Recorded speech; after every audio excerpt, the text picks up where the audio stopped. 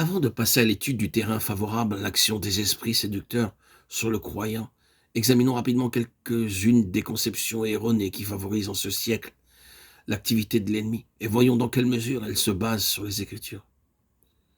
Tout d'abord, une idée fausse et généralement reçue, c'est qu'il suffit de mettre une réunion sous la protection du sang de Christ pour qu'elle soit parfaitement préservée des influences mauvaises, des puissances sataniques. Que nous enseigne le Nouveau Testament au sujet du sang du Seigneur?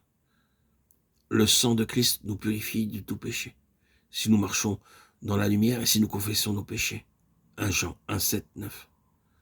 Le sang de Christ nous donne accès dans le Saint des Saints, par sa vertu purificatrice, Hébreux 10, 19. Le sang de Jésus est à la base même de la victoire sur Satan, parce qu'il purifie de tout péché confessé, Apocalypse 12, 11.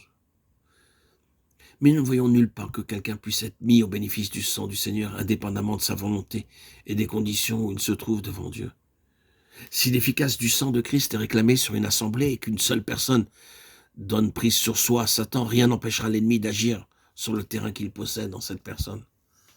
Lorsque des croyants qui ont atteint des degrés divers de croissance et d'expérience spirituelle se trouvent réunis et que la vertu du sang de Christ est réclamée, elle se manifeste immédiatement en purifiant l'ambiance, l'atmosphère, où demeurent les mauvais esprits, car le Saint-Esprit rend un témoignage immédiat à sa vertu purificatrice. Lisez au chapitre 12 de l'Apocalypse ce qui nous est dit à ce sujet. Ils l'ont vaincu par le sang de l'agneau.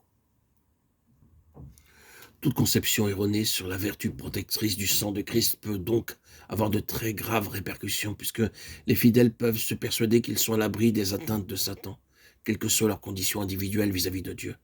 Alors que s'ils ont donné prise à l'adversaire, même sans le savoir, ils sont au contraire très exposés à ses coups.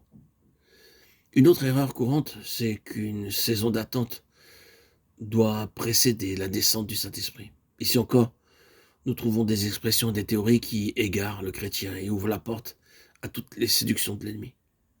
Si nous voulons une nouvelle Pentecôte, il nous faut attendre comme le firent les disciples.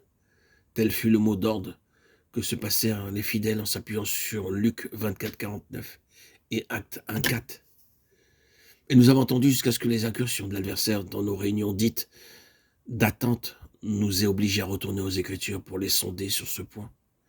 Alors nous sommes aperçus que la portée de l'expression si souvent employée dans l'Ancien Testament, et particulièrement dans les psaumes, « Attends-toi à l'Éternel »,« s'attendre à Dieu »,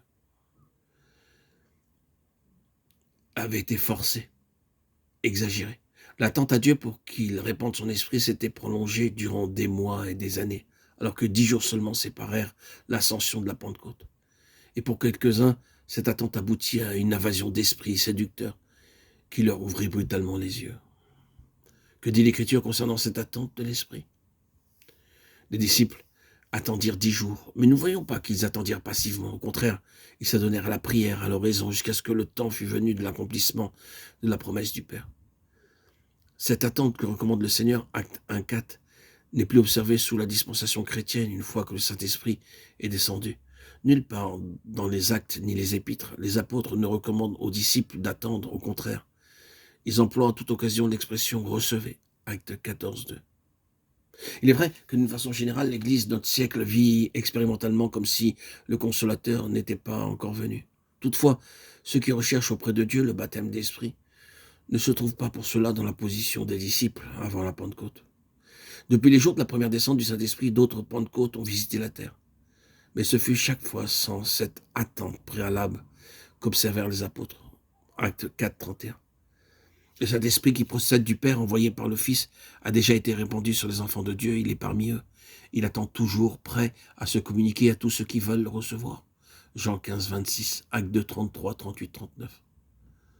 Attendre que l'Esprit descende n'est donc pas conforme à l'enseignement général des actes et des épîtres, qui met plutôt l'accent sur le devoir impérieux de revendiquer, de vouloir non seulement l'union avec le Seigneur Jésus en sa mort et sa vie de résurrection, mais aussi la promesse du Père, ce revêtement de puissance qui descendit sur les disciples au jour de la Pentecôte.